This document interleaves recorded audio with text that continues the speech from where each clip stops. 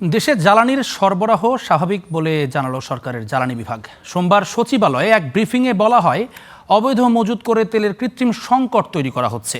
দেশে 1,33,000 টন জ্বালানি মজুদ আছে উল্লেখ করে আশ্বস্ত করা হয়েছে এবং এপ্রিলে কোনো সংকট হবে না সেটিও বলা হয়েছে। আর সংসদে মন্ত্রী জানালেন, কৃষকদের কথা মাথায় রেখে তেলের দাম বাড়াচ্ছে না সরকার। মধ্যপ্রাচ্য যুদ্ধের প্রভাবে দেশে তৈরি হওয়া জ্বালানি সংকট বাড়ছেই। পাম্পগুলোতে দীর্ঘ সময় অপেক্ষার পরও মিলছে না চাহিদা অনুযায়ী তেল।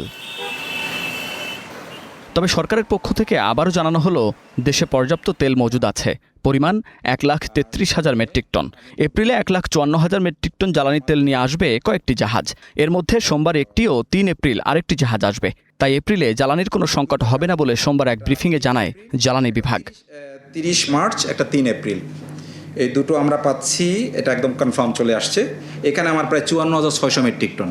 নিকট ভবিষ্যৎটা আমাদের কীরকম সেটা বলে দিতে পারি এবং সেটাই আপনাদেরকে বলছি ইনশাল্লাহ, যে আপনারা উদ্বিগ্ন না হয়ে আমরা মানুষকে আশ্বস্ত করি যে আমাদের পর্যাপ্ত মজুদ আছে।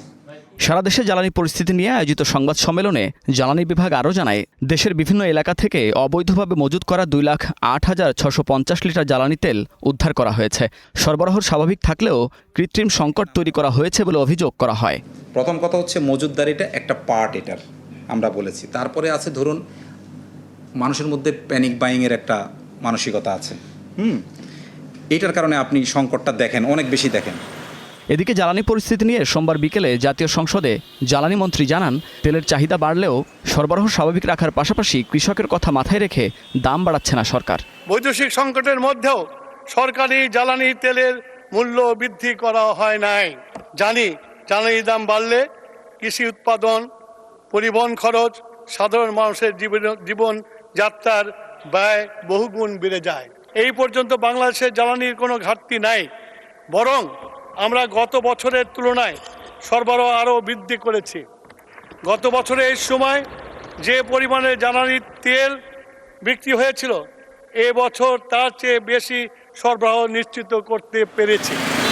রাশিয়া থেকে 2 মাসের জন্য আমদানি সুবিধা কিংবা 6 লাখ মেট্রিক টন জ্বালানি আমদানিতে নিষেধাজ্ঞা তুলে নেয়ার জন্য যুক্তরাষ্ট্রকে চিঠি দিয়েছে বাংলাদেশ।